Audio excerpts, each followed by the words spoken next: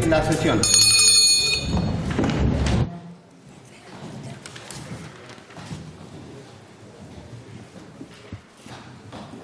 Debo informar a nuestros distinguidos colegas y a los invitados que nuestra presidenta titular ha dado parte de enferma, razón por la que no puede estar, y ahí está la excusa, y es la razón por la que accidentalmente vamos a presidir. Las actas de las sesiones 116 y 117 quedan reglamentariamente aprobadas. ¿No tenemos cuenta? Sí tenemos cuenta. Nuestra secretaria va a dar lectura a la cuenta. Se ha recibido un oficio de Su Excelencia el Presidente de la República mediante el cual hace presente la urgencia simple para el despacho del proyecto que extiende y moderniza la subvención escolar preferencial. Eso es todo sobre la cuenta. En relación a la cuenta, se ofrece la palabra. En puntos varios se ofrece la palabra. Entrando en el orden del día, quiero recordarles que esta sesión ha sido citada con el objeto de iniciar el trámite de audiencias relativas a los siguientes proyectos de ley. 1. El que extiende y moderniza la subvención escolar preferencial, boletín número 12.979-04, que está en primer trámite constitucional con urgencia calificada de simple, y para estos efectos se ha invitado al director del Centro de Políticas Públicas de la Pontificia Universidad Católica de Chile, el señor don Ignacio Irrazábal Llona, aquí presente, a quien saludamos. Irarrázaval. No, está mal escrito entonces. Sí. Ya. En relación al segundo punto, que era mirar si la ley número 19.628 sobre protección de la vida privada, que está en el boletín 12.415-04-S, nuestro invitado, el señor Tomás Bayón Zúñiga, se excusó, de manera que solo vamos a revisar el primer punto de la orden del día. Aprovecho de saludar al señor subsecretario de Educación y a sus asesores. Bienvenido, y para, ¿no es cierto?, aprovechar el tiempo disponible, quiero agradecer primero, en nombre de esta comisión, la presencia de don Ignacio Irarrázaval y además ofrecerle la palabra para que entre en el tema. Muchas gracias, presidente. Muchas gracias por la invitación. En verdad, esto es parte de un estudio bastante más largo que estamos haciendo en el Centro de Políticas Públicas sobre la subvención escolar preferencial, y el que ha liderado ese estudio es Nicolás Muñoz, que está a mi derecha. Él es el jefe de investigación, el director de investigación aplicada del Centro de Políticas Públicas, y yo había dicho que iba a venir con él y que él iba a presentar. Yo solamente voy a hacer unos comentarios al final, presidente. Así que, si usted me permite, le paso la palabra a él. Nicolás Muñoz, subdirector de investigación aplicada del Centro de Políticas Pública. Dame un minuto. Nicolás, yo tengo el gusto de conocerlo. Él ha tenido la gentileza de compartirme un poco los hallazgos, como a muchos otros colegas, en relación a este estudio. Ciertamente eres muy bienvenido, nos parece muy interesante el estudio, así que le ofrezco la palabra de inmediato.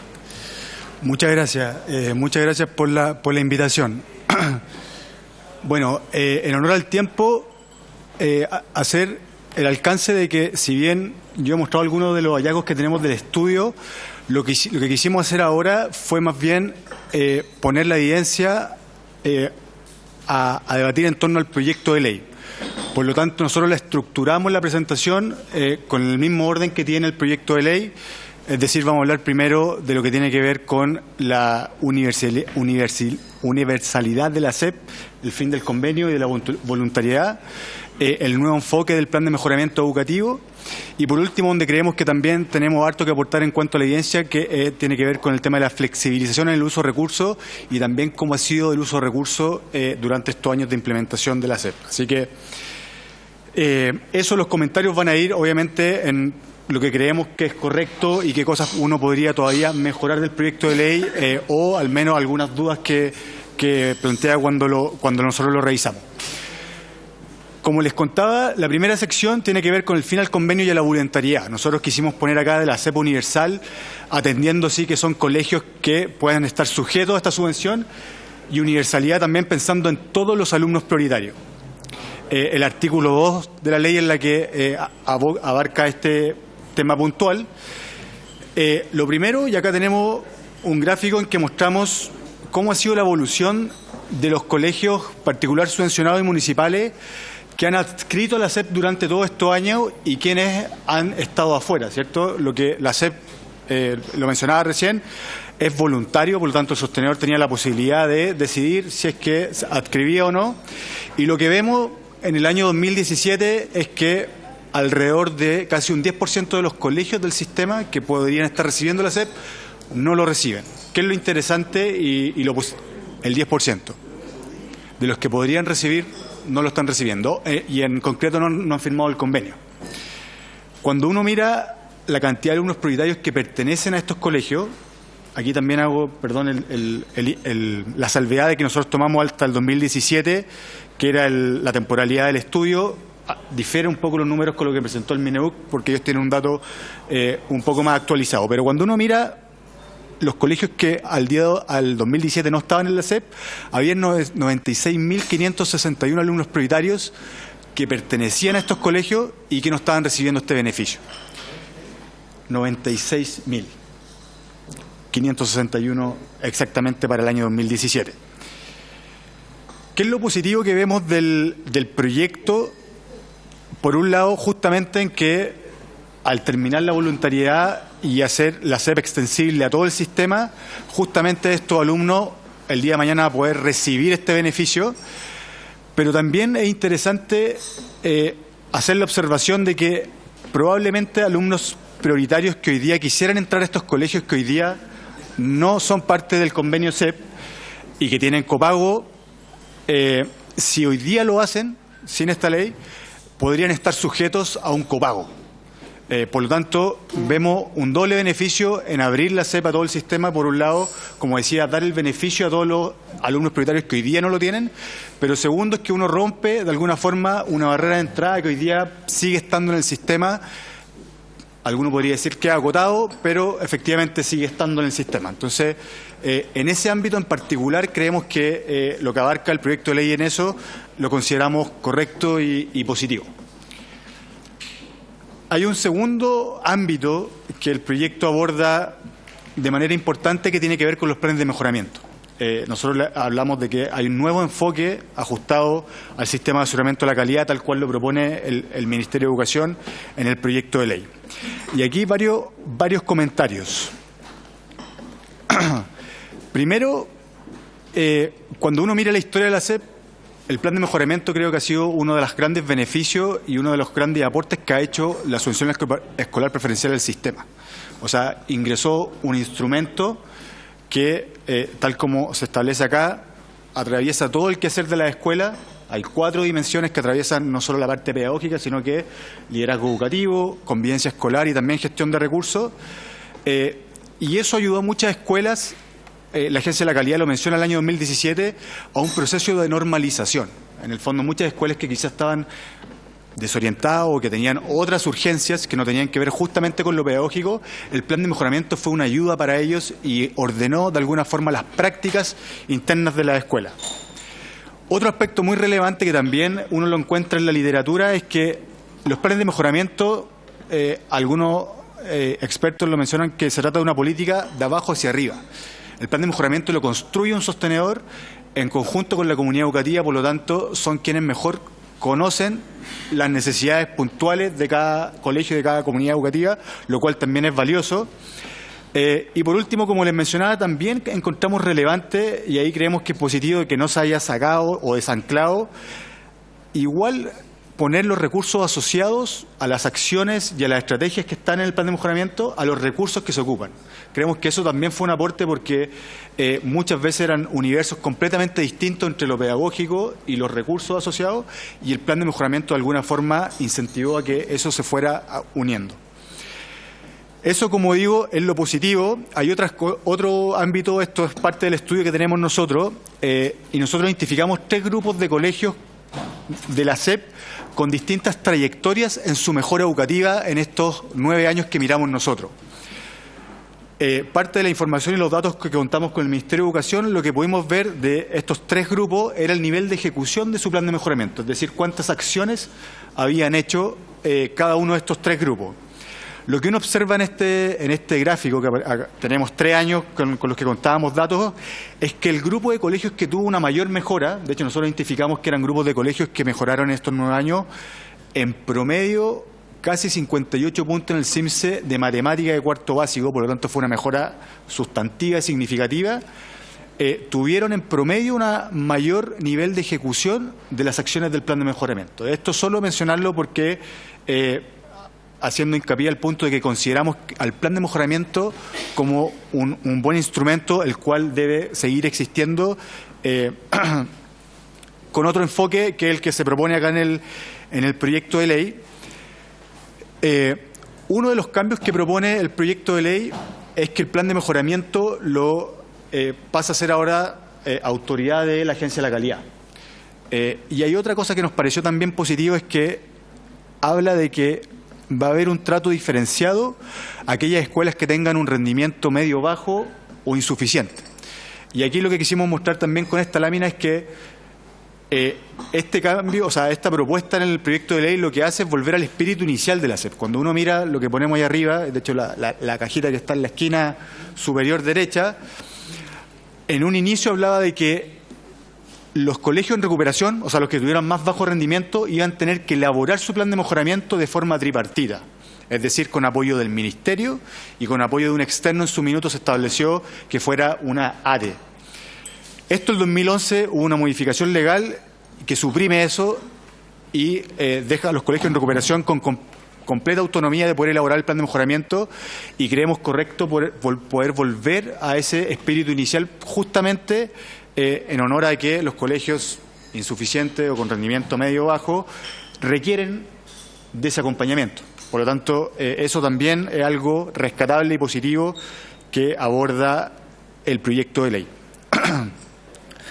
Acá tenemos un matiz con el proyecto de ley y más bien una inquietud y una pregunta que dejamos esbozada, pero en el estudio que hicimos nosotros, además de mirar la ley misma que establece cuál es el diseño y las dimensiones que tiene que tener este plan de mejoramiento, nos adentramos y miramos las orientaciones que se han dado desde el Ministerio de Educación, de hecho particularmente desde la División de Educación General, a los planes de mejoramiento en todos estos años y en estos 9 años en particular. Y lo que observamos, que aparece acá, es que han habido cambios en estas orientaciones. Cuando partió la SEP, la planificación era 4 años, había metas asociadas al CIMSE con una programación anual de acciones. El 2012 cambia el enfoque y ya deja de ser a 4 años y pasa a ser una planificación anual. Sigue estando las metas asociadas al CIMSE, y el año 2016 cambia nuevamente la planificación, se vuelve a los 4 años. Se integra además esto con el PI, que es el Proyecto Educativo Institucional de los establecimientos educacionales, y además se da la posibilidad de que se establezcan metas que no estén necesariamente asociadas al CIMSE. ¿Qué es lo complejo de esto? Obviamente, cuando un instrumento y una orientación que va a todo el sistema y uno va teniendo cambios que son importantes, obviamente eso genera ruido y genera de alguna forma problemas de adaptación de esta política en los colegios. Y ahí es donde uno debiera apostar porque existan orientaciones, al menos de mediano o largo plazo, que le dan mayor estabilidad y mayor capacidad a los colegios de poder absorber, entender y madurar lo que es un plan de mejoramiento. Y aquí es donde nos queda la duda, porque el artículo 2 del proyecto de ley deroga varias cosas que aparecen en el proyecto que deroga varios artículos de la ley CEP. Y entre los que deroga el artículo donde se mencionan las 4 dimensiones del plan de mejoramiento. Entonces ahí más bien esbozar la pregunta, dejar la pregunta planteada de si es que se va a corregir o se va a especificar que esas 4 dimensiones van a seguir existiendo. Me adelanto un poco que al menos es algo que uno podría observar que sería lo deseable, entre otras cosas porque también lo vimos y lo hemos comentado de que si bien ha habido, como digo acá, distintas orientaciones, distintas interpretaciones del radar que nosotros tenemos, nunca nadie ha puesto en tela de juicio las 4 dimensiones que el plan de mejoramiento hoy día establece. Por lo tanto, ahí consideramos que es algo que debiera mirarse. Y al dejar establecidas estas 4 dimensiones también uno asegura de alguna forma el fondo de lo que presentamos acá, de que haya una cierta consistencia y que no haya un cambio de orientaciones en distintos periodos. Cabe mencionar y hacer hincapié en que cuando uno mira estos 3 orientaciones distintas, son 3 orientaciones en 3 gobiernos distintos. Por lo tanto, siempre está esa tentación de cambiar la orientación cuando cambia un gobierno y eso, al menos en lo más medular y en lo más amplio, obviamente hay detalles que cada gobierno puede darle su interpretación, pero dejar establecido un marco que tenga una durabilidad de mediano a largo plazo. Por lo tanto, nuestra visión y nuestras consideraciones que hay en este aspecto del proyecto de ley, primero es que nos parece correcto mantener el plan de mejoramiento como un instrumento de gestión pedagógica en los establecimientos educacionales. La evidencia muestra que ha sido un buen aporte, por lo tanto no hay ninguna razón para sacarlo o hacerle alguna cirugía mayor. Y lo segundo es dejar establecido esta inquietud de que se deben establecer orientaciones de mediano y largo plazo, y al menos lo que nosotros apreciamos del proyecto de ley no queda claro, por ejemplo, qué ocurre con las 4 dimensiones que hoy día establece la ley CEP del plan de mejoramiento educativo. Ahora paso a la última sección que nosotros analizamos del proyecto de ley, que además consideramos que es de las cosas más relevantes que se discuten en este proyecto de ley, que tiene que ver con la flexibilización en el uso de recursos de la SEP. El relato que uno ve en el proyecto de ley, también en la presentación que hizo el Mineduc, es que con esto también se trabaja o se pretende dar respuesta a la complejidad, a la rigidez normativa que hoy día existe y también al problema de la subejecución, que ahí es donde nosotros tenemos harta evidencia. Les voy a ir mostrando algunas de las cosas que nosotros, los hallazgos que hemos tenido en el estudio que estamos desarrollando. Primero, y esto también lo mencionó el Ministerio de Educación cuando hizo su presentación, lo que uno ve en estos 10 años de la SEP es que ha tenido modificaciones legales y varias de ellas han ido en dirección a flexibilizar el uso de recursos. Aquí hago hincapié en 2 que después voy a mostrar cuál fue el resultado y cuál fue la reacción que hubo en el sistema de 2 flexibilizaciones puntuales que ocurren el año 2011-2012. Una tiene que ver con el terremoto, donde se da la flexibilidad de que las regiones afectadas pudieran hacer gasto en infraestructura, que la ley CEP no lo permitía originalmente, atendiendo obviamente a ese desastre natural. Y la segunda flexibilización importante que hubo fue para el primer periodo de renovación del convenio, que fue el año 2012, donde se les permitió a las escuelas gastar hasta un 15% en gastos que fueran fuera del plan de mejoramiento.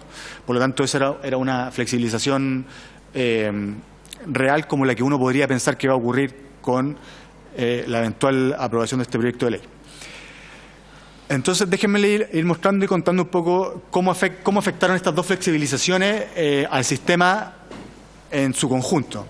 Acá lo que tenemos, primero lo que construimos nosotros fue, también con información que obtuvimos de la Superintendencia de Educación, todos los ingresos de la subvención escolar preferencial en estos 9 años que analizamos nosotros y todos los gastos. Como ustedes pueden ver ahí, y de hecho cuando uno hace el agregado, la suma de todos los recursos que se han entregado en estos 9 años, es una suma significativa, 4,2 billones de pesos, o sea, 4,2 millones de pesos que se han entregado al sistema en estos 9 años. Teniendo el ingreso y el gasto, lo que nosotros construimos fue un indicador del nivel de ejecución de estos recursos. Y aquí permítanme hacer una salvedad porque nosotros construimos dos niveles de ejecución. Hay uno que es el nivel de ejecución corriente, que es el que está en esta diapositiva, que en el fondo solamente compara lo que el colegio recibió en un año en particular con lo que gastó en ese año en particular. Por lo tanto, no considera los saldos acumulados. Ya voy a entrar a eso porque en la siguiente diapositiva hablo de ese nivel de ejecución de saldo acumulado. Pero solamente tomando este indicador lo que vemos es que, lo que les mencionaba recién, los 2 años cuando hubo flexibilidad, el sistema en conjunto, o sea, en el agregado, acá está toda la ejecución de los colegios, ejecutó más y ejecutó mucho más de lo que uno puede ver durante estos 9 años. Por lo tanto, al menos, y lo que queríamos mostrar acá en esta comisión, poner a disposición esta evidencia de que habla de que, si bien el problema, la flexibilización no va a resolver todo el problema de la subejecución, sí creemos que va a ser un aporte a poder, como se menciona, flexibilizarlo, eliminar algunas rigideces y que el nivel de ejecución que hoy día existe aumente y ojalá tienda al 100%. Ahora, como les decía, hay otro indicador que nosotros construimos y que fuimos tomando los ingresos de los colegios año a año, que es el que les mencionaba recién, pero también sumamos los saldos iniciales no gastados del periodo anterior. Por lo tanto, lo que nosotros le mencionamos, el nivel de ejecución que le ponemos a este indicador, que es la línea roja un poco más oscura que está más abajo, es el porcentaje de ejecución con los saldos acumulados de los colegios CEP. Y aquí efectivamente vemos que al año 2017, tomando todos los recursos que ya mencionábamos que se habían entregado durante estos años, había un gasto de un 65% de los recursos de la SEP. Por lo tanto, hay una parte importante de los recursos de la SEP que no ha sido gastado, y ahí es donde también nosotros tenemos quizá el comentario más importante del proyecto de ley respecto de qué ha ocurrido con estos saldos acumulados. Como les mencionaba, acá vamos viendo ingreso-gasto, y en la diapositiva siguiente uno puede construir cuánto ha sido este saldo año a año. Y esto es saldo acumulado. Por lo tanto, la cifra que aparece ahí del 2017 son los 435.000 millones de pesos que al menos los sostenedores han declarado no haber gastado durante este periodo y que son saldos teóricamente disponibles para poder ser gastados. Entonces, como les mencionaba, bueno, primero, y aquí volviendo nuevamente al espíritu de la subvención escolar preferencial, cuando uno mira esta política, son recursos que van directamente a alumnos prioritarios. Por lo tanto, son alumnos en un contexto de vulnerabilidad en colegios que están en contexto de alta vulnerabilidad. Por lo tanto, había un consenso en su minuto que persiste hasta el día de hoy, de que estos recursos adicionales iban justamente destinados a proveer un servicio a alumnos que tienen un mayor costo de educarse. Por lo tanto, bajo esta premisa no hay ninguna justificación por la que estos colegios hoy día no estén gastando estos recursos. Más bien lo que uno pudiera pensar es que hay ciertas restricciones que de alguna forma el proyecto aborda, pero también hay otra parte que no vamos a ahondar en esta presentación, pero sí en nuestro estudio, que tiene que ver con las capacidades de las escuelas de poder gastar esto. Y cuando hablo de las capacidades, hablo de la capacidad del sostenedor, pero también de la capacidad de los equipos directivos.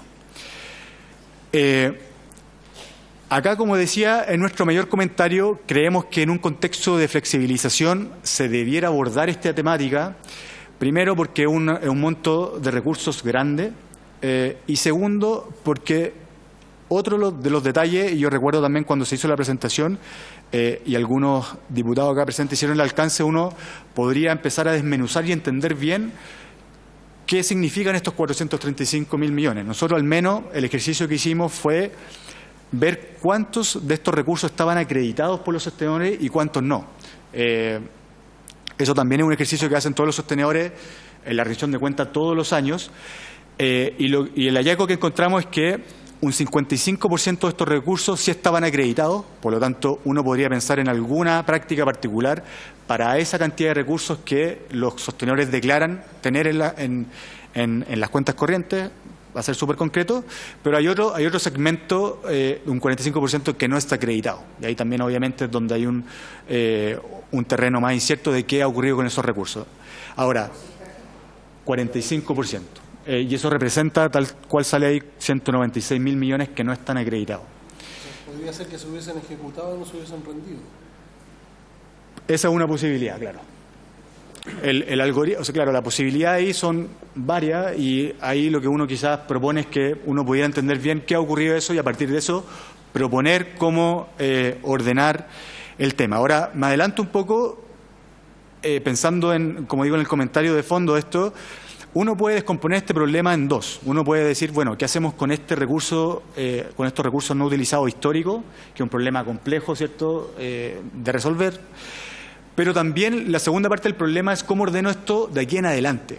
Y ahí creemos que tampoco debiera ser algo tan sofisticado, sino establecer quizá un rango de tiempo que sea algo razonable, obviamente, atendiendo que los colegios hacen inversiones por periodos que superan el año, pero que dado cierto periodo de tiempo yo haga el análisis y si ese recurso no se ha gastado, insisto ahora en un contexto de flexibilidad, se pide la restitución y la reintegración de esos recursos al Estado, tal cual ocurre con la mayor cantidad de los recursos públicos que hoy día se entregan año a año. Por lo tanto, no creemos que esta debiera ser la excepción. Un último punto que quisiéramos poner acá como antecedente en la comisión, justamente como yo mencionaba, creemos que la flexibilización va a ayudar a disminuir la subejecución, pero no va a resolver el problema del todo. Hay otro hallazgo muy relevante y que también se ha visto en otras investigaciones que tiene que ver con, bueno, cuáles son los colegios que hoy día no están ejecutando todos los recursos CEP. Acá este gráfico lo que tenemos son, para el año 2017, los 8.093 establecimientos educacionales que recibieron la CEP, y lo que hicimos nosotros fue dividirlo cuánto fue lo que ellos ejecutaron ese año del total de recursos disponibles de la CEP. Lo interesante es que hay un 48% de establecimientos, que es una cifra no menor, son 3.887 establecimientos que al año 2017, es decir, habían pasado ya 9 años desde que partió la CEP, habían ejecutado ese año menos del 70%. Eso sin considerar saldos eventuales. Esto es considerando los saldos. Esto es considerando los saldos acumulados. Hay otra cifra que no la ponemos acá, pero claro, que uno podría hacer el mismo ejercicio con los saldos corrientes. Ahora, el punto interesante acá es que esto muestra una realidad para poder entender cuáles son estos establecimientos. Cuando uno hace la apertura de quiénes son estos establecimientos, nos damos cuenta, por un lado, tal cual sale acá, aquí abrimos este cierto 48% de colegios que habían gastado menos del 70%. Por un lado, hay una cantidad importante de colegios municipales. Uno entiende además que los municipales tienen muchas veces restricciones mayores que los particulares subvencionados en cuanto al gasto. Hay una proporción importante de colegios rurales. Pero otro de los hallazgos que tenemos nosotros es que nos damos cuenta de que son colegios pequeños. El promedio de matrícula de estos colegios es de 282 alumnos y cuando tomamos la mediana, o sea, la mitad de colegios en cantidad, tiene 165 alumnos o menos. Entonces, ahí es donde surge otro tema relevante, al menos para aportarlo en la discusión que vaya a existir, para hacer el punto de que la flexibilidad va a ayudar, pero probablemente acá hay temas más de fondo, más estructurales que tienen que abordarse y probablemente aquí el desafío tiene mucho más que ver con la implementación y con una buena implementación del sistema de instrumento de la calidad que con el proyecto de ley que estamos discutiendo ahora. Otro dato puntual que es muy interesante solo para seguir insistiendo en este punto, la CEP ha tenido 2 procesos de renovación grandes. Lo que conocemos nosotros hoy día es que la CEP tiene un convenio de 4 años. La gran cantidad de colegios entró el 2008, ¿cierto? Ahí entraron la mayor cantidad de colegios que les tocó renovar el año 2013. Ya les mencionaba que para ese año hubo una excepcionalidad. O sea, no se les pidió el 70% de ejecución, sino que incluso se les dio la posibilidad de haber gastado al menos un 50%. Bueno, hubieron 107 colegios que ni siquiera pudieron cumplir con ese 50% de ejecución. Además de la flexibilidad, como digo, del 50% y de que se le abrió la posibilidad de gastar en 15% en cosas que no fueran del plan de mejoramiento. O sea, dado toda esta flexibilidad, aún así no pudieron hacerlo. Y cuando uno mira las características de estos colegios, de estos 107 colegios, que es un núcleo mucho más un 80%, casi un 80% son colegios rurales. La matrícula promedio es de 62 alumnos, o sea, son colegios mucho más pequeños, y casi un 60% son colegios municipales. Entonces, nuevamente, ahí esto, de esos 107. De esos 107 que no renovaron.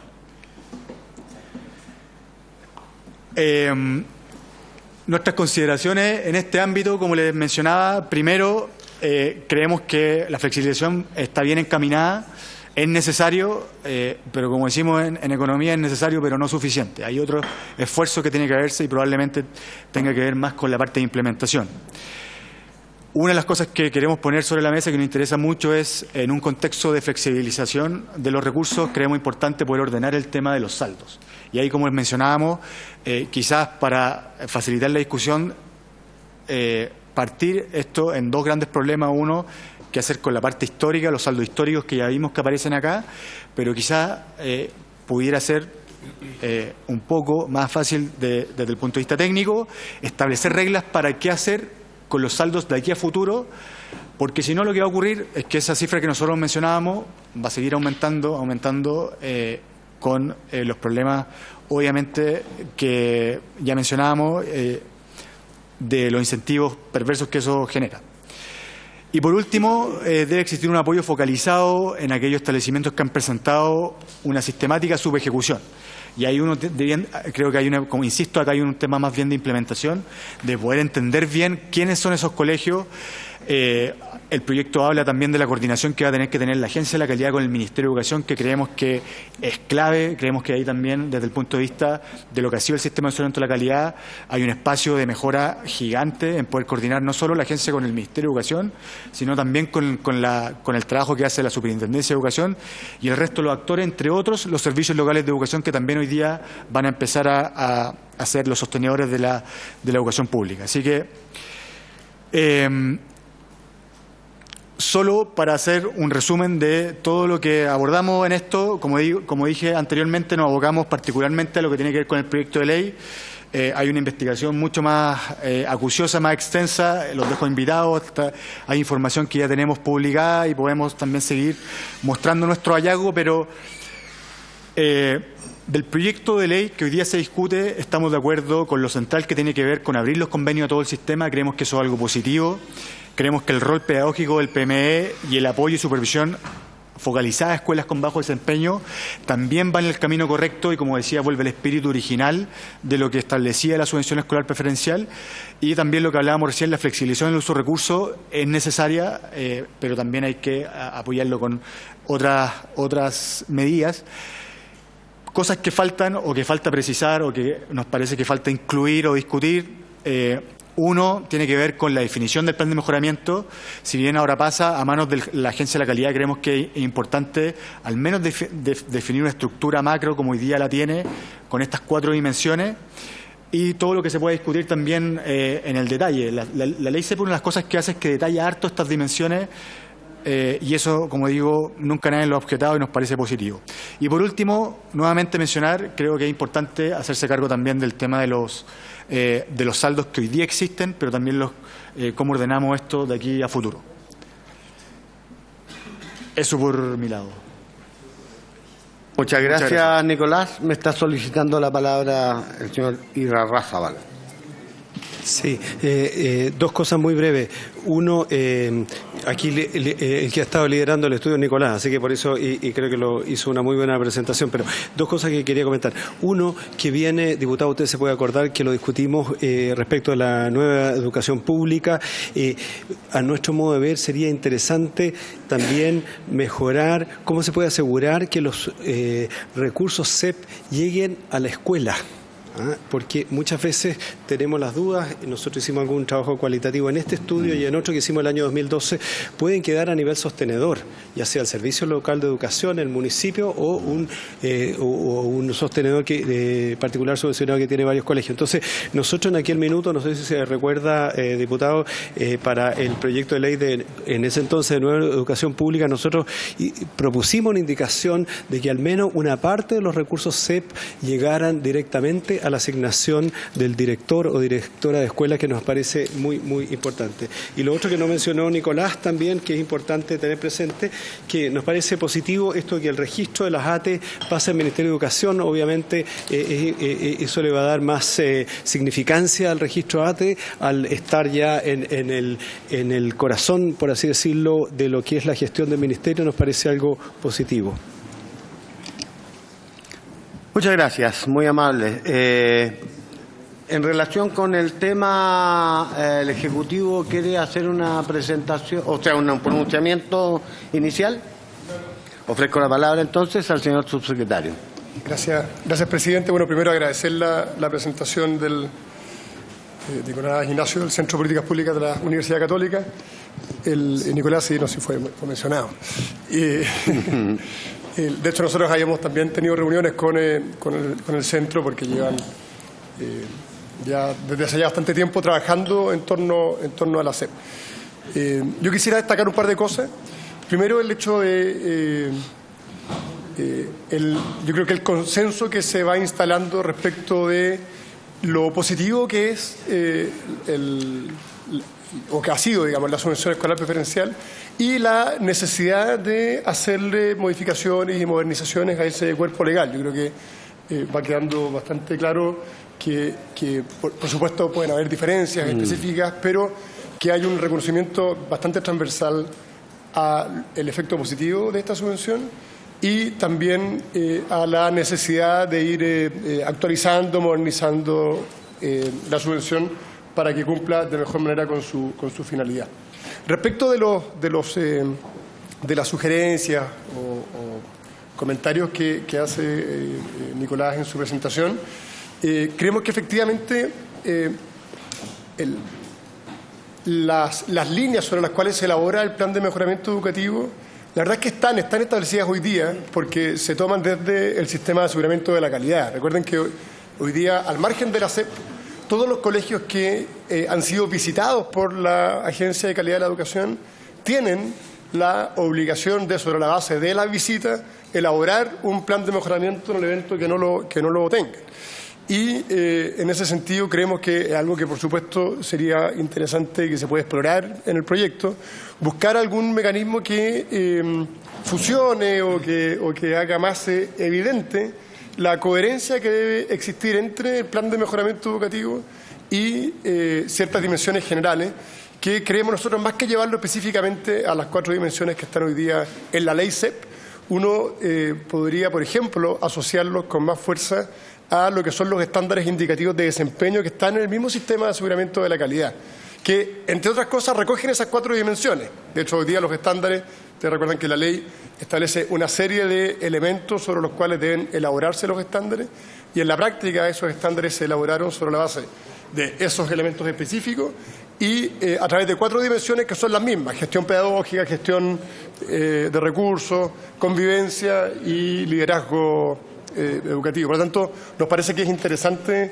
y uno podría vincularlo con mucha más fuerza a lo que está hoy día en los estándares indicativos, en el sistema de aseguramiento de la calidad, y por esa vía también cumplir con el propósito que es el que se busca con este proyecto, que es mantener la focalización, mantener la mirada pro calidad de la subvención y hacer esos instrumentos más coherentes con la generalidad del sistema y no específicamente con quienes tienen el convenio, sin esa rigidez. Por lo tanto, creemos que hay observaciones que son muy interesantes que se pueden, bajo esa vía, seguramente incorporar.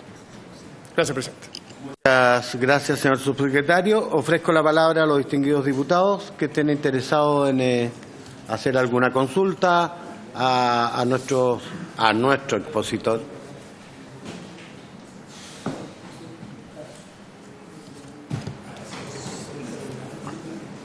Diputado, señor... Diputado, señor Pardo, me olvidó, presidente. Le ofrezco la palabra. Gracias. Le urjo a tener un autocontrol respecto del uso del tiempo. Usted sabe que yo lo tengo de fábrica.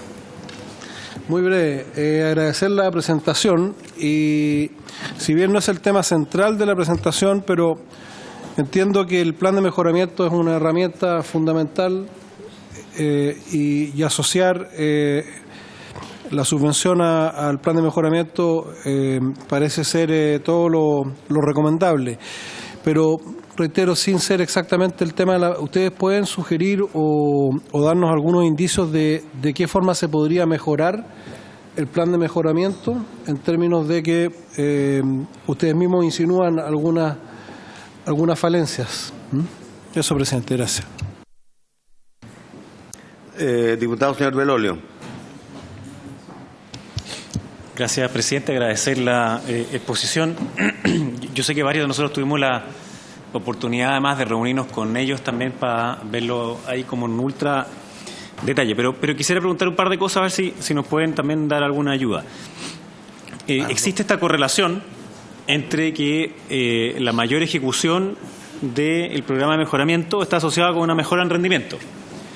La pregunta es, dentro del análisis que ustedes vieron, ¿cuál creen ustedes o cuáles son las hipótesis del mecanismo por el cual se produce esta correlación para eventualmente llegar a la causalidad?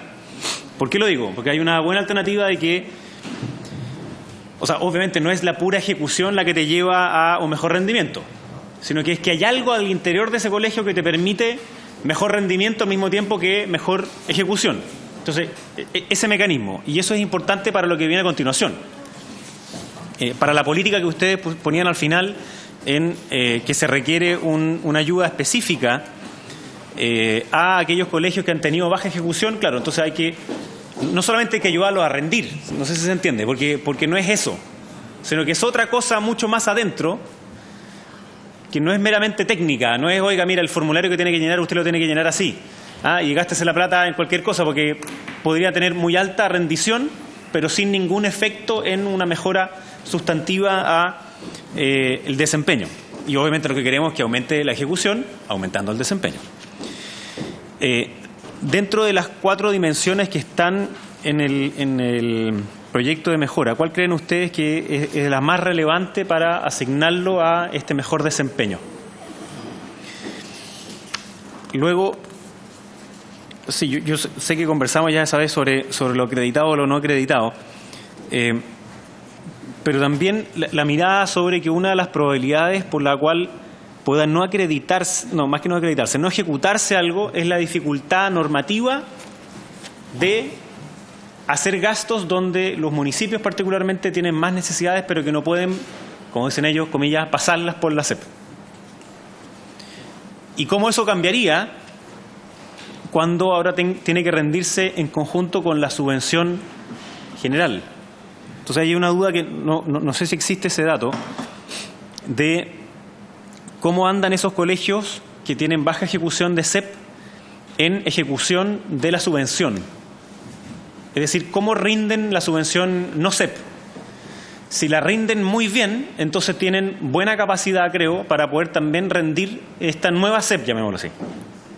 Tiene esa capacidad instalada, entonces quedaría despejada la parte técnica de la mera rendición y quedaría en duda la parte de cómo se utilizan esos recursos de manera de mejorar la calidad, que es exactamente lo que más quisiéramos saber.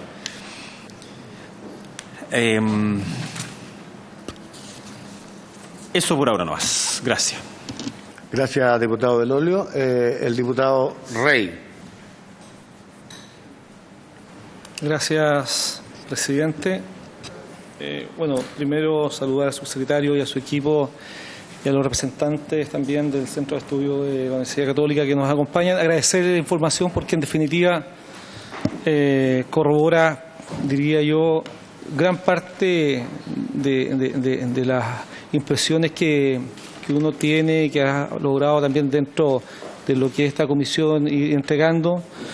De hecho, me tocó la oportunidad a mí justamente de estar trabajando en torno a esta temática en un municipio que es el segundo más grande de Chile y en cantidad de estudiantes. Y justamente los temas que señalan acá son esos temas recurrentes que existían y por diversas índoles, desde, por ejemplo, una capacitación de las escuelas rurales periféricas más extremas, donde prácticamente no lograban, era una de sus debilidades, pero no lograban contratar porque nadie quería contratar una ATE, por ejemplo, no quería ir a hacerle un curso a 3 profesores, 4 profesores. Entonces, eso si se me amplifica por la cantidad de inconvenientes, obviamente que la subejecución también dice y tiene relación justamente con las pocas posibilidades que tiene para desarrollarse un establecimiento pequeño.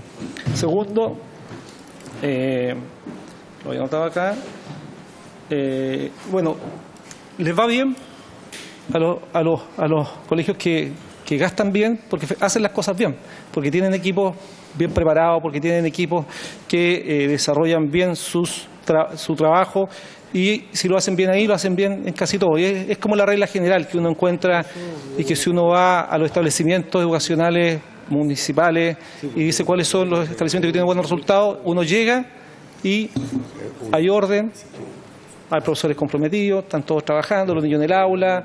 O sea, uno empieza a ver una cantidad de condicionantes o variables positivas, y uno se da cuenta cuando leyó temas relacionados con las escuelas eficaces, las escuelas efectivas, y que en un gran porcentaje se cumplen justamente en esos establecimientos. Por eso hacen las cosas bien. Sí, yo creo que no hay otra ciencia. Y lo otro, no las hacen bien porque les faltan competencias técnicas.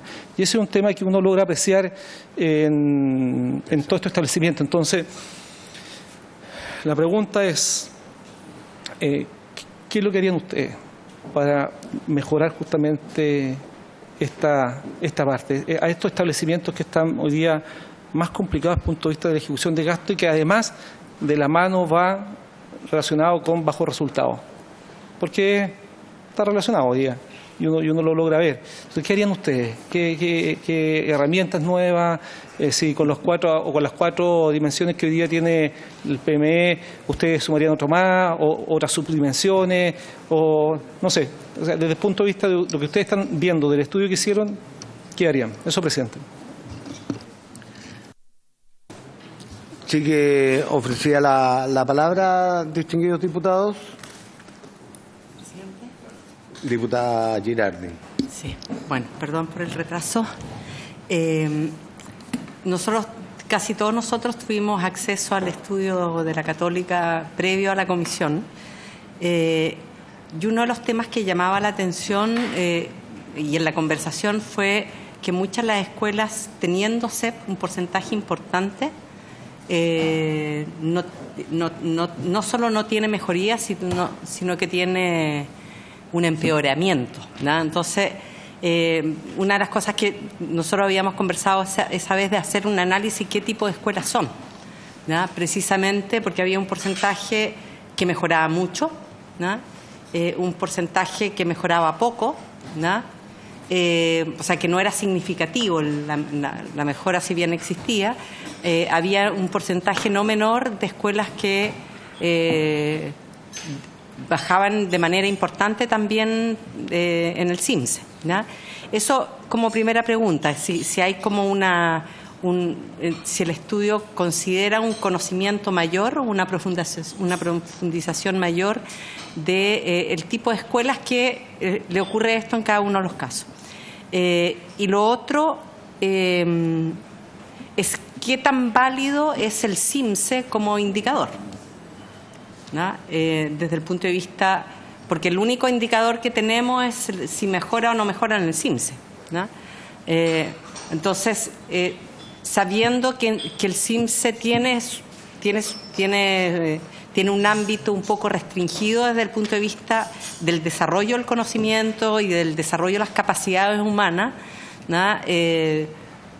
¿Qué hay fuera del CIMSE respecto de la ley CEP, ¿no? O sea, ¿qué otros elementos se podrían mirar que no fueran CIMSE y que pudieran hablar de otros aspectos del impacto que tiene la CEP en escuelas que implique otro tipo de visiones y otro tipo de evaluaciones que no sea el CIMSE? Eso, presidente. Me voy a auto-otorgar la palabra diciendo que, en primer, como le consta a varios de los que están aquí, no sé si que llevamos algún tiempo en esta comisión, el tema de la preocupación por el uso de la CEP ha sido una constante, no solo en este gobierno, sino también en los anteriores. Recuerdo que desde Harald Beyer, que hace ya bastante rato, le decíamos evaluemos el impacto, evaluemos, ¿no es cierto?, el uso. Nadie pone en duda la importancia que tiene la SEP, pero yo tengo, desde la realidad de lo que he observado, una interrogante bastante fuerte: si se está usando con el espíritu que estaba en el origen de la ley. Y solo para recordar, ¿no es cierto?, SEP era una subvención que tenía como foco esencial entregar herramientas para que los niños más prioritarios, ¿no es cierto?, y más vulnerables pudieran mejorar su desempeño académico, pudieran mejorar su aprendizaje. Entonces, desde ese punto de vista, uno observa prácticas y usos de la SEP que desde un profesor no tienen ningún, a mi entender, o más bien el efecto es marginal, que los mencionaron ustedes en el estudio. Por ejemplo, y a título ilustrativo, de pronto comprar mochilas a todos los alumnos o uniforme a todos los alumnos. Yo creo que hay algunos que efectivamente tienen impacto, ¿no es cierto?, el que le compremos el uniforme y todos los, pero a todos me parece que no resulta dentro del espíritu. Y en ese sentido creo que los hallazgos de ustedes es evidente. Yo que conozco, vengo de la región de la Araucanía, que es la región que tiene mayor cantidad de escuelas uni y bidocentes, ¿sí? Escuelitas en donde 66 es un lujo. Yo te estoy hablando de escuelas de 5, 8, 15 y un profesor para atender a 40 en algunos casos, que cuando ya es un poquito más grande, ese es el profesor unidocente. Y necesariamente no tiene ni el equipo, es solo. ¿Con quién hace el diagnóstico? ¿Con quién elabora?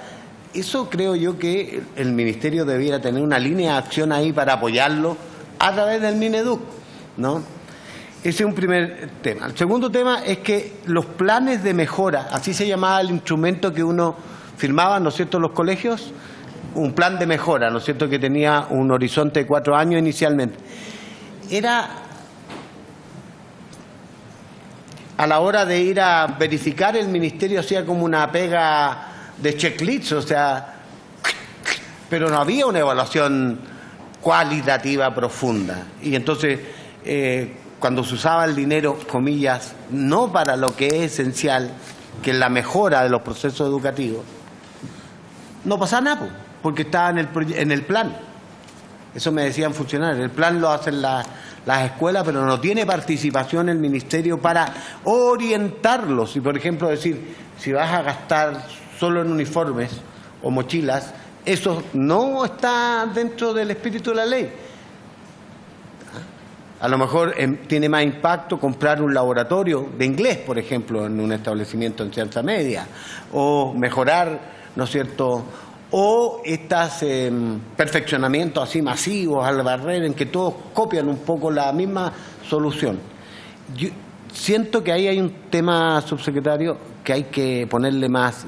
Creo que el Ministerio tiene las competencias como para ayudar ahí, y no lo he visto. Y por último, y asociado con eso, me llama mucho la atención la sugerencia que hacía el señor Irarrázaval, en el sentido de poner el acento en que el dinero llegue a la escuela. Yo creo en eso también, cuando es bien usado, porque la escuela sabe mejor.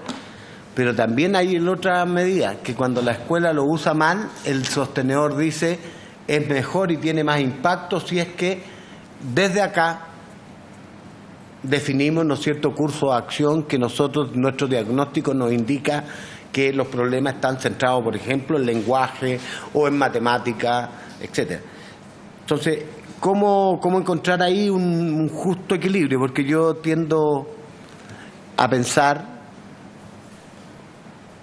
que hay que hacer una mejor creo que nosotros no hemos sido la institucionalidad suficientemente proactiva para fiscalizar el adecuado uso de los recursos, de los planes incluso, que no todas las actividades, por ejemplo, con la SEP se financian visitas de niños a centros de recreación, con apoderados, con profesores.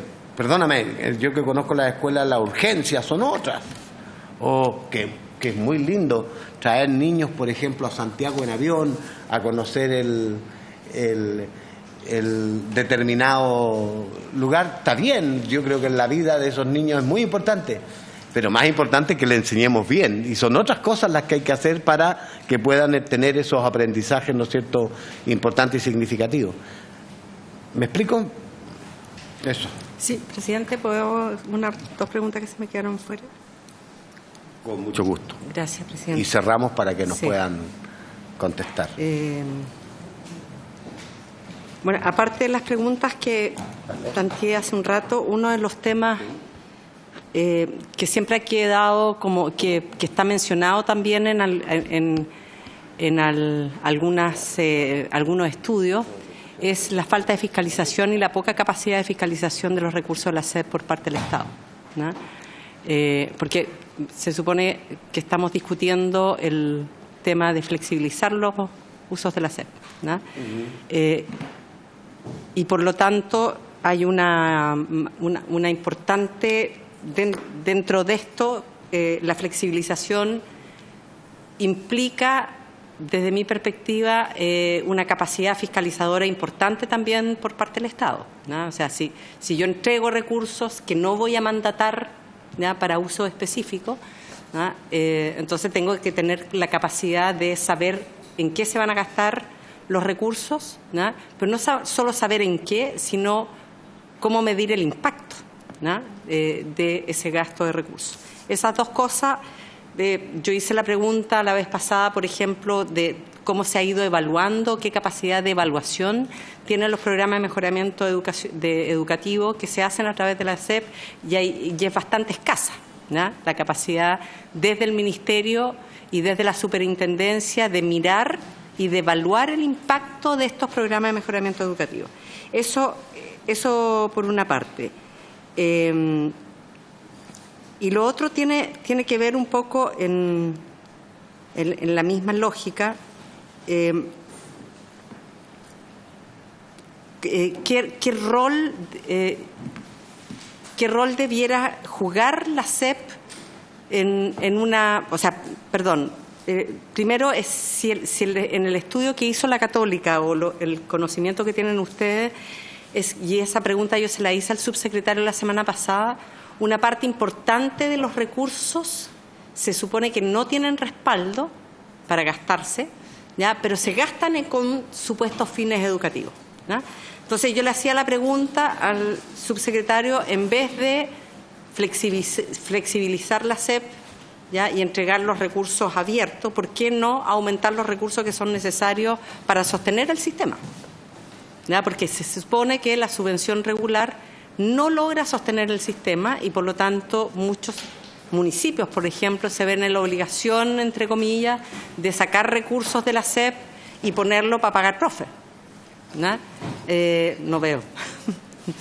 Y, por lo tanto, no sería mejor aumentar los recursos, ¿ya?, de este financiamiento basal que lo hemos planteado muchísimas veces en esta comisión, de la necesidad de que las escuelas tengan un financiamiento base y que los recursos SEP vayan dirigidos a todo lo que no es sostener el sistema, ¿ya?, y que es mejorar la calidad de la educación, ¿ya?, y que tiene que ver con la innovación educativa, la innovación metodológica, ¿no?, de generar cambios efectivamente importantes en la educación. Nosotros no tenemos cambios importantes en nuestro sistema educativo desde hace muchos años, o sea, está como plano, ¿no?, y los resultados más bien indican que hay un estancamiento, ¿no? Entonces, ¿por qué no aumentar los recursos basales? ¿Qué opinan ustedes de eso?, ¿no?, para que el sistema se sostenga de verdad, y sobre un sistema que se sostiene yo pueda generar los cambios y las innovaciones y los mejoramientos con las comunidades educativas, con un trabajo distinto, y no estar como a la mala sacándole los recursos a la SEP para que el barco no se me hunda, ¿no? Esas son un poco las preguntas también que quería plantear. Gracias, presidente. Bien, le ofrezco la ejecución de las presentaciones, ofrezco al señor Nicolás Muñoz. Y luego, si lo estima, me lo solicita el señor Ibarra. Gracias. Fueron varias preguntas, voy a tratar de responderlas todas. Pero hay un comentario y un análisis que va, yo creo que a responder varias de las distintas intervenciones y que tiene que ver con nuestros estudios. Se consultó respecto de la correlación que nosotros mostramos de los planes de mejoramiento o la causalidad respecto de la ejecución y el nivel del nivel de rendimiento. Ahí solamente aclarar, claro, el análisis que hacemos nosotros es solo de correlación, no hay una causalidad detrás.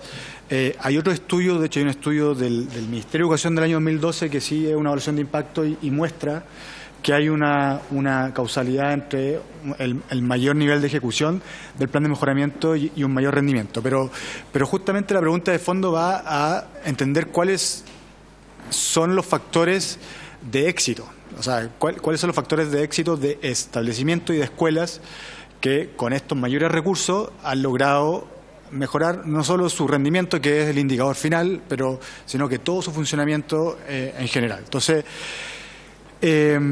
ahí nuevamente, como todos los estudios tienen sus limitaciones, pero sí algunas cosas concretas que nosotros vimos. Nosotros, como decíamos, y eso no lo presentamos acá en detalle, pero identificamos estos tres grupos de establecimientos, unos que tuvieron una mejora significativa, otros una mejora un poco más acotada y otros que además empeoraron su rendimiento en este mismo periodo. Y fuimos contrarrestando características de estos colegios. ¿Con qué nos encontramos? Primero, a propósito de la discusión de flexibilización del uso de recursos, es que en términos del nivel de ejecución de recursos y del patrón de gasto no había una diferencia significativa. Es decir, estos colegios en promedio, en general, gastaron lo mismo en cantidad y en el mismo tipo de cosas. Por lo tanto, ahí, al menos lo que uno hace, como digo, no es causalidad, no digo pasó esto, pero sí uno podría eventualmente descartar de que hubo un tema con el nivel de ejecución y en qué lo gastaron. Y por lo mismo, nosotros, de hecho, hay dos partes del estudio, hay una tercera que estamos en este minuto a punto de sacar del horno. Fuimos a ver a las comunidades educativas, o sea, hicimos un trabajo cualitativo de ir a mirar los colegios, de ir a mirar los equipos directivos, los sostenedores, para indagar en cuáles habían sido estos factores. Y con lo que uno se encuentra es que efectivamente hay, y de hecho en educación hay una literatura extensa en lo que se llama escuelas efectivas. Y hay factores más bien transversales que no son propios de la SEP. Y algunos se mencionaban acá, que tiene que ver con un buen liderazgo, ¿cierto?, tanto del equipo directivo como el sostenedor. Además, Chile tiene esta relación sostenedor que es bastante particular. Entonces, cuando las cosas funcionan bien, esa relación también es fluida en términos de una visión de qué hacer con estos recursos. Quizá lo que uno encuentra en la SEP efectivamente es que no han habido grandes innovaciones en metodología, pero sí en aquellos colegios que han mostrado una mejora han ocupado eficientemente los recursos, a lo mejor en más equipo de apoyo, en asistente de la educación, algo que también vimos, pero para hacer el punto ahí hay una serie de factores más bien transversales que no tienen que ver propiamente con la SEP, que hacen que las escuelas tengan distintas trayectorias. Otra pregunta interesante es, bueno, claro, la pregunta era, los que les va bien, ¿cómo lo hacen? Pero ¿qué haríamos? Y ahí vuelve un poco también a algo que mencioné en la presentación. A nuestro juicio, una gran herramienta que existe hoy día en el sistema, a la cual no se le ha sacado el jugo, creo, es el sistema de aseguramiento de la calidad. El sistema de aseguramiento de la calidad justamente lo que hace, y cuando uno mira la experiencia en otros lugares, es ir poniendo incentivos para que los colegios mejoren, insisto, no solo el CIMSE, que creo que es el indicador final, sino con su funcionamiento en completitud. Y ahí creemos que hay una oportunidad importante de, pensando también en esto, si el día de mañana el plan de mejoramiento se aloja en la Agencia de la Calidad, tal como establece el proyecto de ley, que haya una coordinación con el Ministerio de Educación.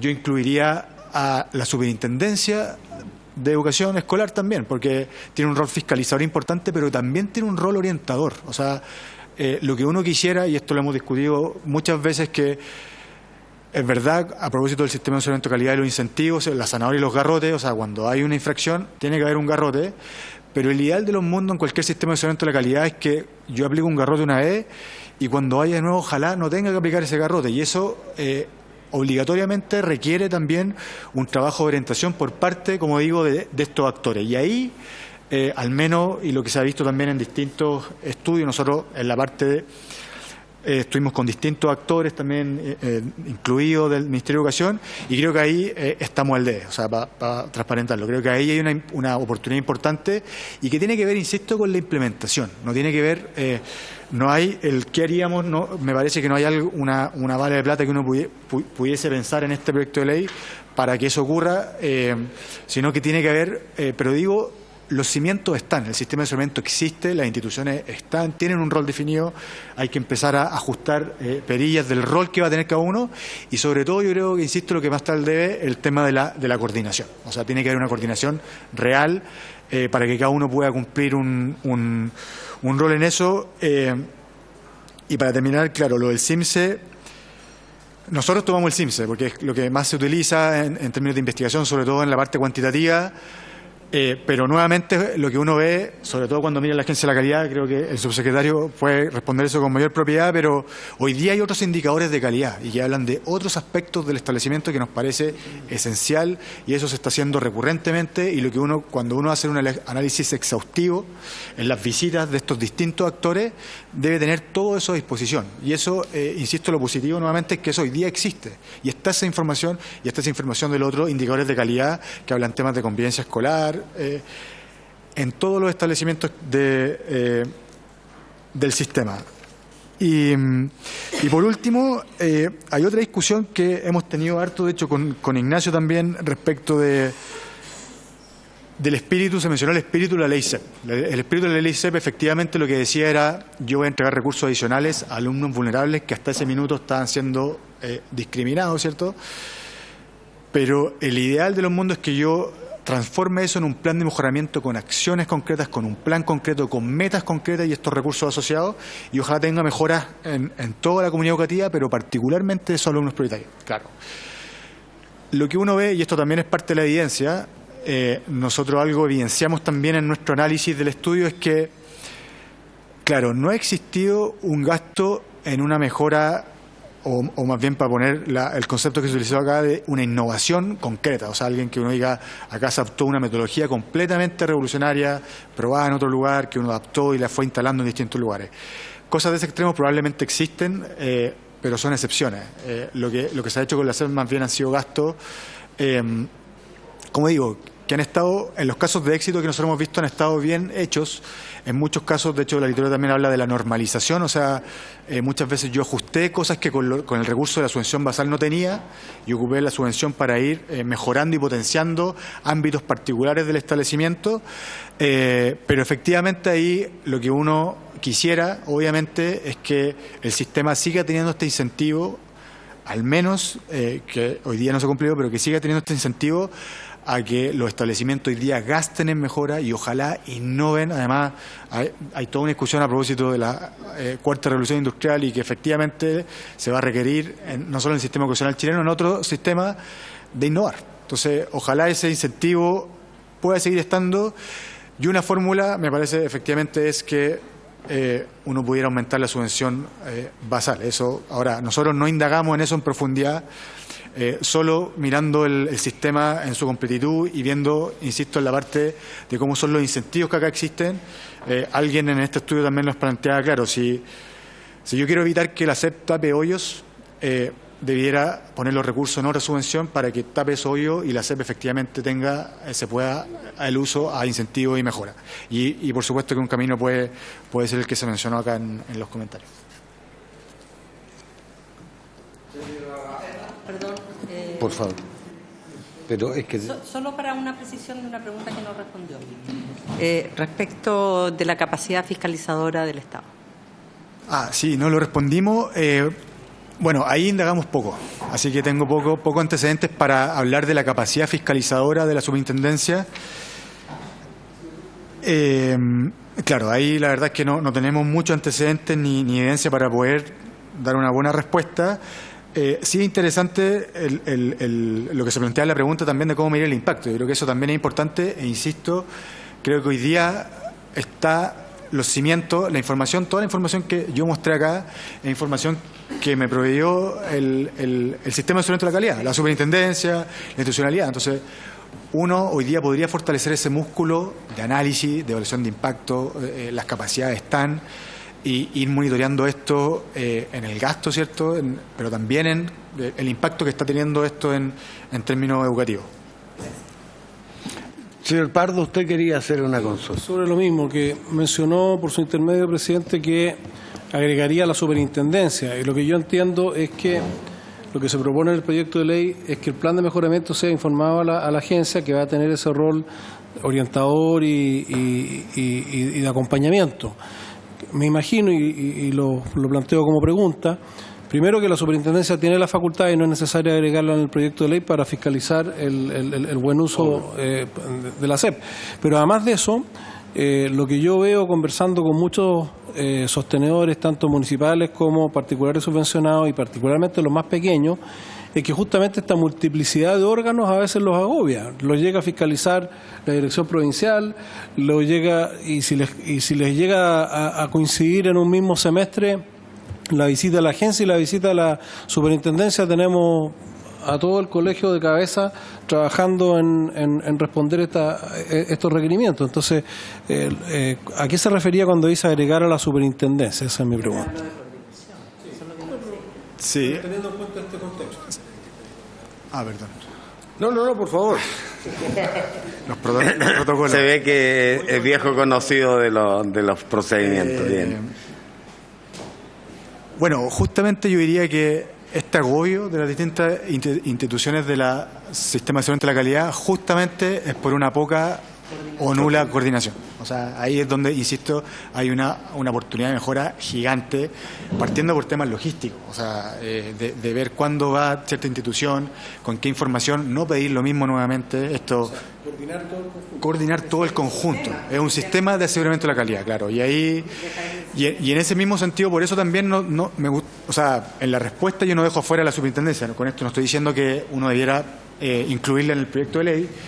Habrá que ver el mérito de eso, pero al menos en esta coordinación, en la implementación, creo que uno no tiene que olvidar a ninguno de los actores. O sea, está la Agencia de la Calidad, el Ministerio de Educación, los departamentos provinciales, o sea, el brazo articulado que tiene en terreno, la Superintendencia de Educación y, como decía también, el día de mañana, o en algunos casos ya está ocurriendo hoy día, los servicios locales de educación pública.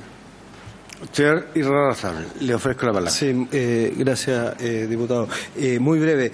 Yo creo que la capacidad de fiscalización, si es que se aprueba este proyecto, no va a ser muy distinta de la capacidad de fiscalización que hay respecto a la subvención general. Y en verdad, aquí Nicolás me puede corregir, pero yo siento que nunca hemos tenido realmente un detalle de fiscalización de la ejecución de la SEP ítem a ítem. El Ministerio de Educación histórico no ha sido capaz de hacerlo. Entonces, creo que esto es más sensato decir, vamos a fiscalizarlo por la vía de la superintendencia, con un esquema similar a lo de la subvención general y, por supuesto, si es que hay algún mal uso, sancionarlo como corresponde.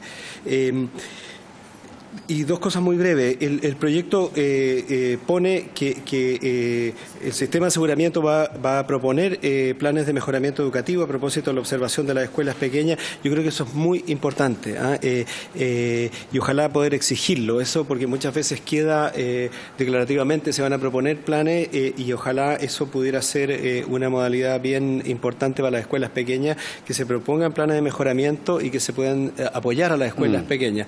Y la tercera planteamiento, diputado, respecto de lo que comentábamos, nuestra postura, y esto es una propuesta, es que ojalá, y nosotros sentimos que hay que fortalecer el liderazgo de los directores y directoras de escuelas. Entonces, aquí estamos hablando de una proporción de estos recursos SEP que pudieran ser decididos a nivel de escuela, una proporción. Esto podría ser un salto importante, no estamos hablando de todo, pero creemos que aquí se trata, sobre todo con el cambio que hay en el PME en esta modificación de ley que va a tener el PME pasa a ser en un foco fundamentalmente pedagógico. Entonces, si el director o directora de escuela necesita recursos para ejecución en su escuela de aspectos pedagógicos, a mí me parecería súper recomendable una proporción. Habría que experimentarlo.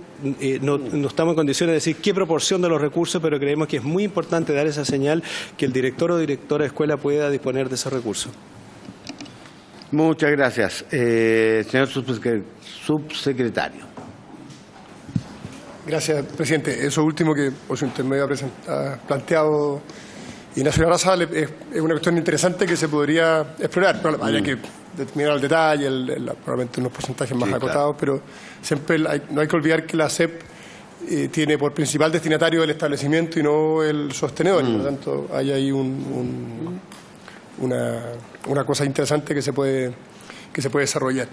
Dos comentarios muy... No obstante, en la práctica, aquí es como se evidencian como una el espíritu y otro la implementación. En muchos casos, el sostenedor toma todos los recursos y él define. Claro. Por eso que resulta interesante esa y no digo que sea lo mejor, simplemente digo que tenemos que tenerlo en cuenta a la hora de planteando la ley que estamos haciendo. Efectivamente. Un par de comentarios sobre lo que usted plantea, presidente, por intermedio de la diputada Girardi, que tiene que ver con el apoyo en el desarrollo y luego la implementación de los planes y cómo medir el impacto. Bueno, Nicolás algo plantea. Yo creo que aquí nosotros tenemos que... acá se abre una muy buena oportunidad de sellar la implementación del sistema de aseguramiento de la calidad, que de alguna manera ha operado con una muleta, y yo creo que la SEP se ha transformado en una muleta del sistema de aseguramiento de la calidad, porque se ponen las fichas en la SEP, no se ponen las fichas en el sistema de aseguramiento, y la SEP tiene sus dificultades y por lo tanto va entorpeciendo el desarrollo de un objetivo común. De hecho, el sistema de aseguramiento de calidad es, en relación a la SEP, mucho más, y sobre todo a la SEP original, mucho más integral en la forma de medir el impacto de los establecimientos. Se incorporan no solo las mediciones del CIMS, sino que otros indicadores de calidad. Las mediciones del CIMS están controladas por nivel socioeconómico. Nada de eso tiene hoy día la SEP y no lo tenía en su proyecto original. Por lo tanto, hay ahí una oportunidad muy potente de poder sellar una lógica de aseguramiento de la calidad que yo creo que es importante. Lo segundo es que efectivamente hay apoyo en la elaboración del plan de mejoramiento. Hoy día la agencia lo hace también en las escuelas que son visitadas, pero hay una distorsión que es precisamente la que nosotros queremos corregir, y es que el plan de mejoramiento se transformó en una guía para el gasto y la elaboración del plan de mejoramiento perdió ese foco pedagógico, y el esfuerzo que hoy día hacen quienes elaboran los planes de mejoramiento es más bien cómo llevar a cabo una lista de actividades que sean fáciles de acreditar y que por lo tanto permitan rendir de mejor forma los recursos. Y eso hace que uno podría decir que hay una especie como de aplicación de la ley de Campbell aquí, en que ante un indicador cuantitativo, que en este caso es cómo me gasto los recursos, se termina por corromper un proceso que es interesante, que es el de un instrumento que guíe el desarrollo de cada escuela. Entonces, creemos que ahí hay y por eso es que hay una buena oportunidad de corregir el uso del plan, de darle fuerza a su rol pedagógico y de llevar esto a la agencia quien tiene hoy día la experiencia y las capacidades para poder promover ese apoyo. ¿Y cómo se mide el impacto? Bueno, precisamente, más que medir el impacto en cuánto del PME se gastó o si efectivamente se ejecutaron todas las actividades, que a lo mejor en un principio era razonable porque tenía una mirada pedagógica, pero luego esas actividades se fueron traduciendo en ítem de gasto específico. Nosotros creemos que es mucho más interesante medir el impacto directamente por los resultados, y en ese sentido la ordenación que hace la agencia es una herramienta útil, y no tanto por las actividades específicas del plan, porque van a estar, lamentablemente, por lo que vemos hoy día, está mucho más asociado a la posibilidad de gastarse la plata más que a la de generar algún impacto específico. Yo pongo, así como el diputado Venegas pone siempre el ejemplo de las mochilas. Yo pongo el ejemplo de las pantallas, las pizarras inteligentes, donde para poder justificar el gasto se contrataban ATES que importaban pantallas inteligentes o pizarras inteligentes, y en la práctica el PMS cumplió a cabalidad, pero cero impacto en esa escuela. Y de hecho muchas veces pasa con lo que usted mencionaba de las mochilas y por ejemplo, es que esos establecimientos no es que no tengan capacidades suficientes, sino que al final optan por el camino fácil de identificar un gasto que sea fácil de rendir y no por innovar y generar el impacto que es el que se espera. Claro, pero es que yo creo que hay una cortapisa natural desde el momento que efectivamente se le da mayor flexibilidad, porque ya no tiene esa presión de justificar ese gasto. De hecho, sería interesante, no lo sé, pero sería interesante ver de esos colegios, también hay mucha casuística que hay que identificarlo, pero de esos colegios que uno cree que no hacen un gasto adecuado, ¿cuánto gasto interesante quisieran hacer y no se atreven a hacerlo porque temen a la fiscalización de la superintendencia? Gracias. Yardi, esta es insistencia ya. Sí, no, dos preguntas. Una tiene que ver con que la vez pasada planteamos si el Ministerio tenía antecedentes respecto de los programas de mejoramiento educativo, cuáles se hacen con la comunidad, cuál es el porcentaje de los programas de mejoramiento educativo que se hacen con la comunidad. Pedimos esa información, presidente, y por eso yo creo que sería interesante. El segundo, la evaluación de los programas de mejoramiento educativo que tiene el Ministerio, ¿no? O sea, de todos los programas de mejoramiento educativo porque se envían al Ministerio, o sea, está en conocimiento, ¿ya? ¿Cómo los sigue el Ministerio y cuál es la evaluación que tiene el Ministerio de todos estos programas de mejoramiento educativo? Esa información yo creo que también sería interesante. Y lo otro, yo insisto sobre el tema del financiamiento basal, y básicamente porque nosotros pedimos un análisis del presupuesto del presupuesto de educación asignado a los servicios locales de educación por la Ley de Presupuesto 2020 a la biblioteca, ¿ya? Y dice que el presupuesto efectivamente en los servicios locales de educación considera para los servicios locales y a los 11 que están considerados, el proyecto de ley aumenta de forma importante el presupuesto de Gabriela Mistral en un 288%, Chinchorro en un 281%, mientras que disminuye el de Barranca en un 8%. ¿Ah? Y deja sin variación en el monto global lo asignado a Huasco, Puerto Cordillera, ¿no? Y por eso yo creo que el tema es cómo hoy día, si estos servicios locales que ya son deficitarios, y lo hemos visto, ¿ya? Cómo en una ley de presupuesto yo les disminuyo el presupuesto, ¿ya? No tengo estoy leyendo como las conclusiones si quieres después te paso el estudio, ¿no? Pero es importante considerar que si yo pretendo que estos servicios locales o estos nuevos servicios locales puedan generar cambios importantes desde el punto de vista de la innovación, del mejoramiento, ¿no? Incluso si pongo la SEP sin flexibilizada y todo, bueno, yo les estoy recortando recursos a servicios locales que yo ya sé que son deficitarios, ¿no? Entonces, ¿cómo realmente apuesto, ¿no? A que, en definitiva, como Estado, yo aseguro que la educación en los servicios locales que son ya de responsabilidad del Estado, porque aquí no es, yo no le puedo echar la culpa a un sostenedor, porque es el Estado el que es el sostenedor, ¿no? O sea, es el propio Estado el que... entonces la pregunta, ¿el Estado se quita recursos a sí mismos, ¿no? Para poder desempeñar la función de la educación en un sector que se sabe deficitario, que se sabe complejo, de gran vulnerabilidad, ¿no? Incluso flexibilizando la SEP, esto sería un fracaso, ¿no? Entonces, yo insisto sobre el financiamiento basal, ¿no? Y sobre ese financiamiento yo asegurar como Estado que la educación se sostiene y sobre eso que yo pueda generar efectivamente programas y hacer apuestas pedagógicas para mejorar la educación, ¿no? Independientemente si está flexibilizada la SEP o no, ¿no?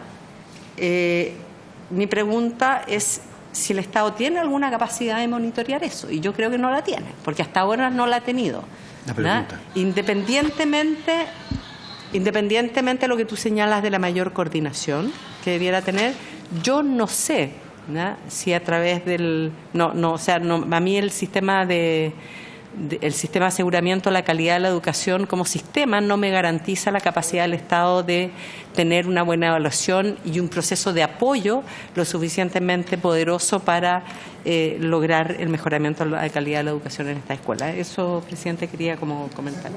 Sí. Señor subsecretario. Siempre provoco al subsecretario. Sí. Después me retan y todo. Pero dos cosas. Primero, respecto al presupuesto. Los que incrementan lo hacen porque precisamente este año empieza la operación de esos servicios y por eso es que hay una evidente modificación en el presupuesto de esas áreas. Y lo que baja es una cuestión muy específica en el Servicio Local de Barranca que tiene que ver con una sobreestimación del presupuesto en el subtítulo 22. Del año 2019, que ahora se está corrigiendo, pero no es que esté bajando el presupuesto, no es que haya que gastar menos que lo que este año gastó Barranca, son cuestiones más bien de ejercicio contable de la DIPRES que, como estamos empezando con estos servicios, se están ajustando y ordenando. Bueno, no es que haya una disminución del presupuesto del Servicio Local de Barranca. ¿Podríamos pedir un detalle, presidente? Sí. No, de hecho lo presentamos en la subcomisión mixta nosotros. Y lo otro respecto al tema de fondo aquí. Yo creo que lo que nosotros debiésemos efectivamente conversar acá es qué es lo que queremos medir respecto de... Evaluar, más que medir. Evaluar ambas. Es difícil evaluar si no hay estándares de medición que permitan hacer una comparación. Y en ese sentido, el sistema de aseguramiento de la calidad ofrece una gran oportunidad. De hecho, el apoyo que se hace a las escuelas que están en categoría insuficiente se hace precisamente porque tenemos hoy día mejor información que antes respecto de cuáles son las escuelas que tienen más necesidades, que reiteran esas necesidades y a las cuales se puede acompañar de una manera mucho más concreta. Y en ese sentido, la información que entrega el sistema de aseguramiento de la calidad es una información útil. En términos de la fiscalización, también es posible, de hecho, se facilita mucho más la fiscalización, como lo decía Ignacio, si uno la ordena bajo un único y principal criterio de rendición de cuentas. Y si a eso uno le incorpora la importancia de tener ciertos resultados de diversa índole atendida a las características específicas de cada escuela, hay aquí una gran oportunidad. Presidente, solo una cosa más, una sola cosa. Nosotros pedimos un oficio de fiscalización a través de esta comisión hace unos 5 meses atrás, respecto precisamente de todos los programas de apoyo frente al posible cierre de escuelas, ¿no? Pedimos a través de un oficio de fiscalización, ¿no? Que ustedes nos entregaran toda la información de todos los programas de apoyo que se habían hecho en escuelas más deficientes, etc. Nunca nos llegó la información, subsecretario, ¿no? Nunca ha llegado a la comisión. Okay. ¿No? Le pedimos entonces al señor subsecretario que tenga la gentileza de revisar, ¿no es cierto? Y de no haber llegado, lo reenvíe, por favor. Quiero agradecerle en nombre de la comisión a ambos representantes de la Universidad Católica por este interesante aporte a la discusión del proyecto, al señor subsecretario, a sus asesores, a nuestras distinguidas colaboradoras, la Secretaría, ¿no es cierto?, y a cada uno de ustedes, y habiéndose cumplido el objeto de esta sesión, se levanta. Gracias.